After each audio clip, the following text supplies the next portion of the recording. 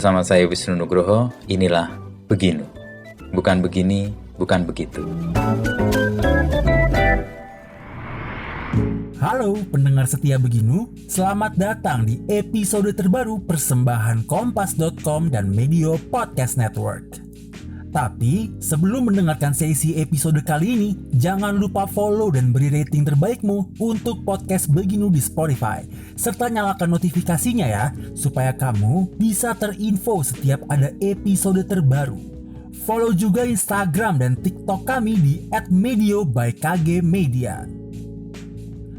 Di episode ini kita akan mendengarkan kisah Anggito Abimanyu, Ketua Departemen Ekonomika dan Bisnis Sekolah Vokasi Universitas Gadjah Mada. Ngalah dan ngalih, dua kata sederhana yang menjadi pondasi bagi Anggito Abimanyu untuk setiap hal yang terjadi dalam hidupnya.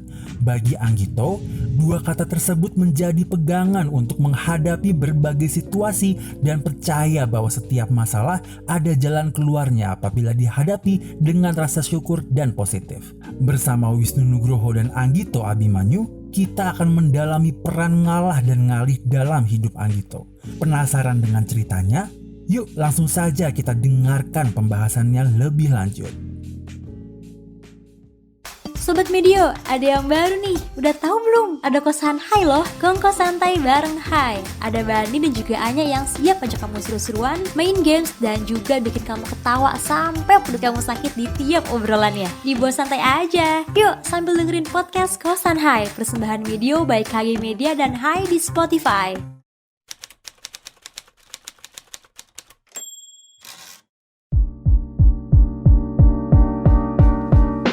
Saya punya filosofi yang sederhana aja, saya nggak konfrontatif, saya cukup ngalah sama ngalih aja.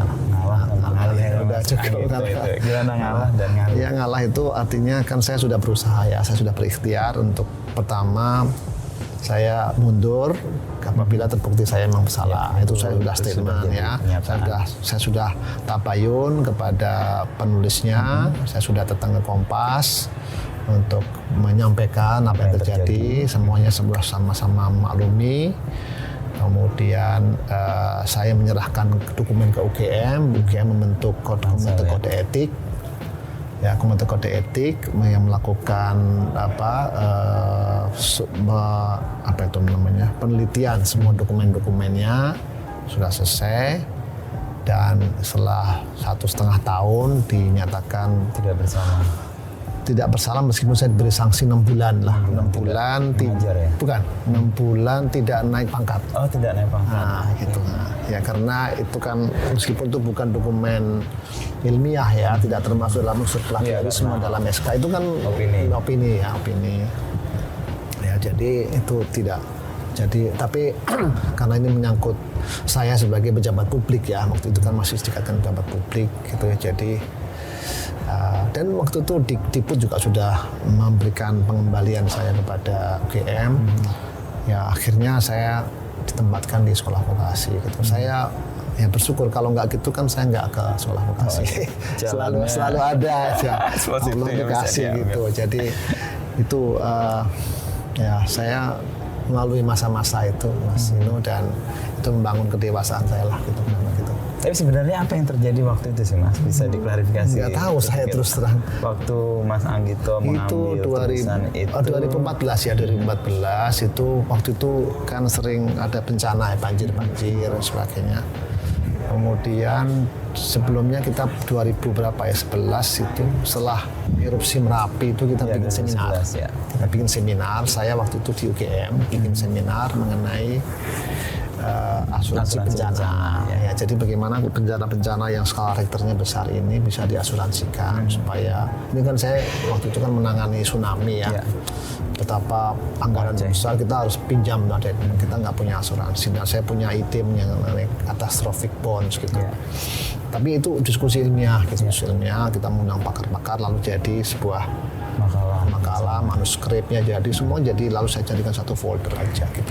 Dan saya kan juga menulis makalah juga di situ, menulis mengenai pembuktian. Saya kan sebagai penanggung jawab, saya bikin kayak semacam tornya dan bikin frameworknya, lalu saya bikin kesimpulannya juga gitu. Jadi itu urusan saya sendiri. gitu. Nah, saya nggak tahu waktu itu ada teman wartawan Kompas yang diskusi sama saya, gimana Mas kalau nulis mengenai ini nih, kebijakan fiskal ini kan sekarang banyak ide-ide mengenai penanganan kebijakan fiskal yang lebih tersistematis gitu. Lalu saya munculkan ide mengenai catastrophic bonds itu, yang saya ungkapkan sebetulnya itu berasal dari seminar. Dan itu ada buktinya semua gitu. Ya, itu yang diserahkan ke UGM untuk diteliti. Iya, tetapi saya kurang tahu. Pertama ada bagian tertentu yang memang blog itu ngambil dari tulisan seseorang yang menjadi bagian dari tulisan seminar itu. Ya. Saya tidak tahu gitu ya. Saya dan tidak berusaha untuk mencari lagi karena saya ada di situ gitu. Jadi kalaupun saya ditanya ngerti isinya ya ngerti banget toh. Saya ketuanya waktu itu. Ya, bikin. Dan saya moderator. Itu ada saksi-saksinya semua. Ya jadi ya. Anyway, terus kemudian saya kirim dan saya tidak membayangkan gitu ya, kok cepat keluarnya juga karena itu mungkin lagi aktual ya. Ya, aktualitasnya tinggi. Dan ya tentu saya berharap kan Kompas sebagai media besar ya punya screening ya.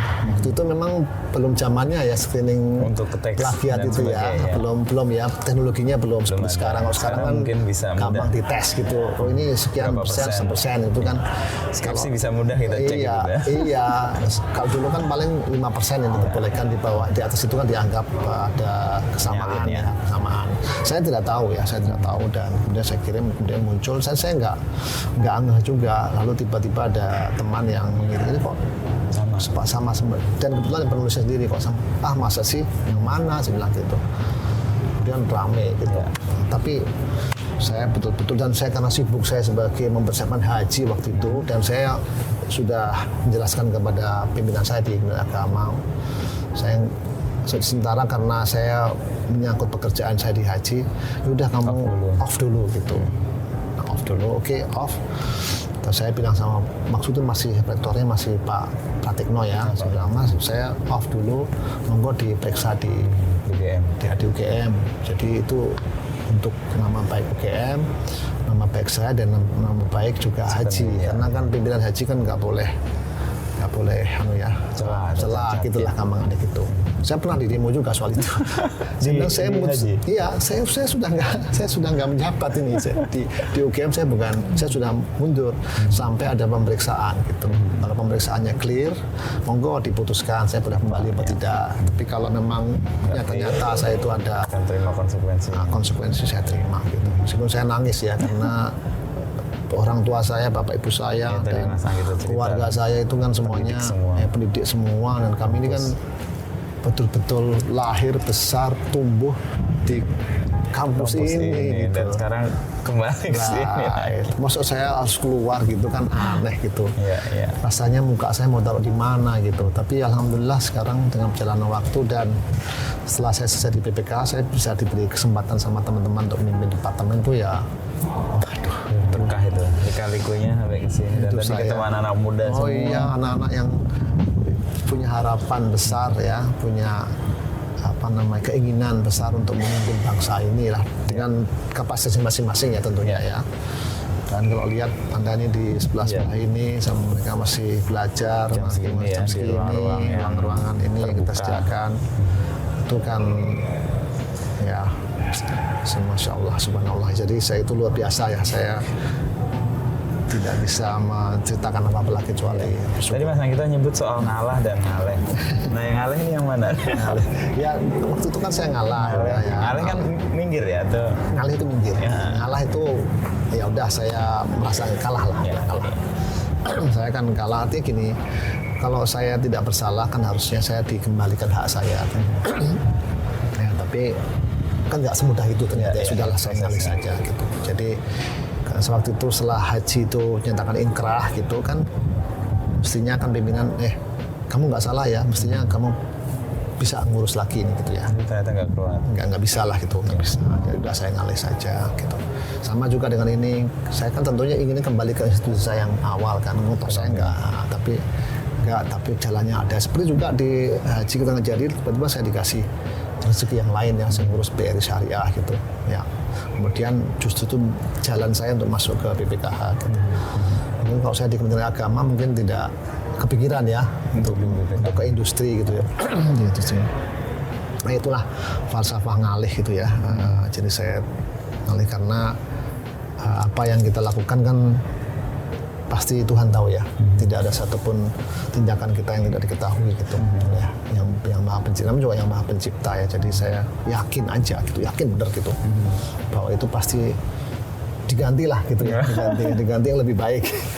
Ya. Tapi keyakinan itu tumbuh karena ada pengalaman kan Mas Anggito ya, nggak bisa meyakini sesuatu tanpa ada bukti-bukti sebelumnya. Pengalaman dan keluarga ya, dan istri. Istri ya. Ya, istri lah yang paling berjasa banyak untuk menenangkan saya dalam saat-saat saya agak emosi, down gitu. Waktu saya nggak jadi wakil menteri kan saya juga down ya. Masalah saya ini gitu. Padahal udah gembar-gembor, udah beritanya udah kencang. Padahal loh, saya kan nggak minta, saya kan nggak ngelamar gitu ya.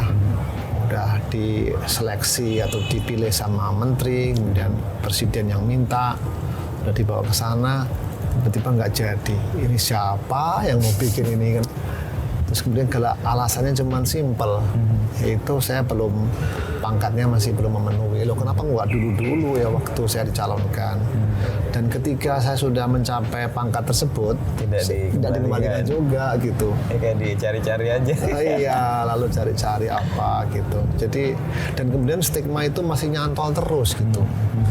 Nyantol terus, buktinya apa? Waktu saya pansel BPK ditanyakan juga. Kenapa dulu nggak jadi wamen?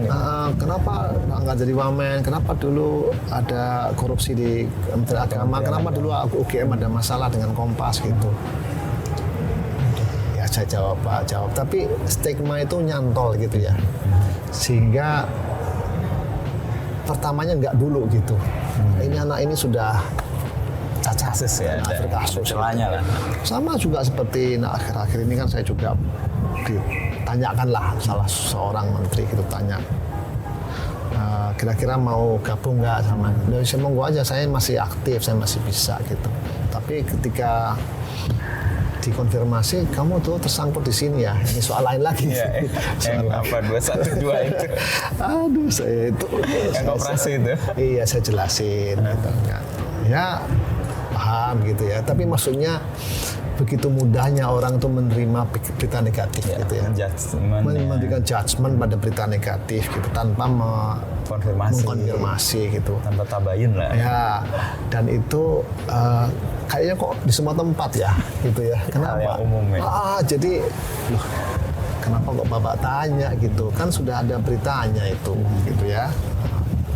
Ini dari internal gitu ya, biasalah mereka pasti punya riset atau punya hati internal gitu.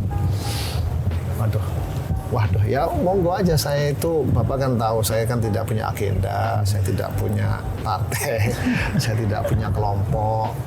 Kalau saya ini profesional saja, kalau nama tenaga saya dibutuhkan ya monggo. Tapi jangan dikaitkan dengan yang lain-lain lah, saya just be a professional saja. Terus mengalami sering disalahpahami itu, Mas Anggito bersikapnya gimana? Berusaha menjelaskan? Saya berikhtiar menjelaskan, selalu yang menjelaskan. Nah, tapi kan saya bukan mengambil keputusan ya, saya serahkan saja. Kalau mau mengambil keputusan dan saya dipercaya ya saya jalani. Kalau enggak ya enggak apa-apa. Pasti ada hikmahnya dan pasti ada jalan lain lah gitu. Ya. Dan it's okay buat saya sih, nggak ada masalah gitu. Dan meskipun saya tetap terus memaintain hubungan baik ya. Ada beberapa kementerian waktu itu sempat menoleh saya, mencari saya, tapi stigmanya udah dapat dulu dia, udah negatif dulu gitu. Teman, Mas sorry ya saya nggak dulu. Saya kan nggak sorry ya, soalnya ini ada masukan gini. Ya monggo aja, kan saya sudah mengatakan saya tidak terlibat di situ. It's up to you. Tapi Anda bantu saya loh. Saya sih anytime kalau itu untuk keperluan kesejahteraan masyarakat ya, saya kalau masih bisa berkontribusi saya lakukan. Gitu. Selain tadi keluarga. Saya juga nggak tahu, misalnya saya tanya Mas Inu ya, Kompas kira-kira masih negatif ke saya nggak gitu ya? Saya nggak tahu kan ya. Kalau saya mengirim artikel gitu ya, kalau judgementnya itu karena quality it's fine. Tapi ini orang ini pernah gitu. Nah, saya juga nggak tahu ya. Padahal itu sudah selesai atau 10 tahun lalu. Tapi Mas Anggito udah sempat kirim lagi belum? Saya waktu itu dikasih tahu, Mas sementara jangan kirim dulu ya, sama salah satu desnya. Tapi itu long time ago ya, saya belum pernah mencoba. Cuman kalau beritanya saya nggak ada masalah, kan saya membuat berita berapa kali ya. Itu waktu itu nggak ada masalah, dan waktu itu setelah kasus itu kan saya minta Kompas menjadi salah satu petugas haji, jadi oke saja. Ya mudah-mudahan oke, tapi dan saya memang setelah ini kan saya ingin aktif menulis lagi ya. Waktu saya itu pernah punya blog sendiri ya. Jadi buku juga. Jadi buku. Sering komentarin blog saya juga dulu awal-awal. Itu terus kemudian saya pernah punya URL sendiri ya, namanya dibukakan sama Tempo. Saya menulis di situ dan readersnya kan cukup banyak ya, 1000-an gitu. Seneng saya kan, lalu jadi buku juga gitu. Tapi dengan Tempo gitu saya. Nah, saya sih open aja, gak ada masalah. Ini ruang baru untuk Mas Anggito. Iya. Kan sekarang kan saya nulis di Kompasiana kan nggak ada yang menolak, mestinya itu kan platform aja kan, itu terbuka. Saya buka nulis di Detik.com, di kan platform terbuka aja ya, seperti Kompasiana kan itu tanggung jawab masing-masing kan, itu kan platform terbuka. Jadi kalau di kompas.com nanti boleh. Gitu. Kalau di kompas.com boleh insya Allah nanti. Soal sekolah vokasi. Iya. Sesuatu yang baru yang perlu diberikan penjelaskan pada publik supaya tidak lagi dianggap sebagai kelas 2 ya. Karena ini kan sebenarnya kalau lihat Mas Anggito sebut tadi kan yang dibutuhkan sesungguhnya di industri ya. Iya, sebetulnya betul sekali.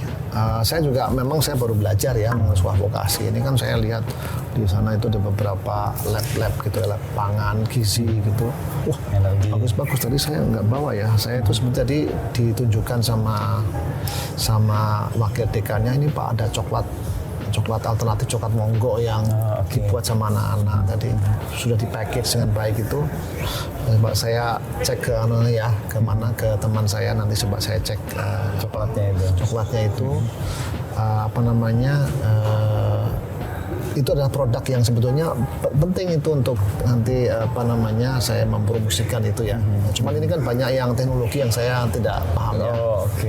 Jadi proses untuk tadi kan Mas Anggito merasa bahwa dunia atau orang luar sana masih judgmental ya buat Mas Anggito, meskipun posisinya udah clear sebenarnya. Iya, clear, dan saya tidak ada forum menjelaskan gitu ya, karena saya bukan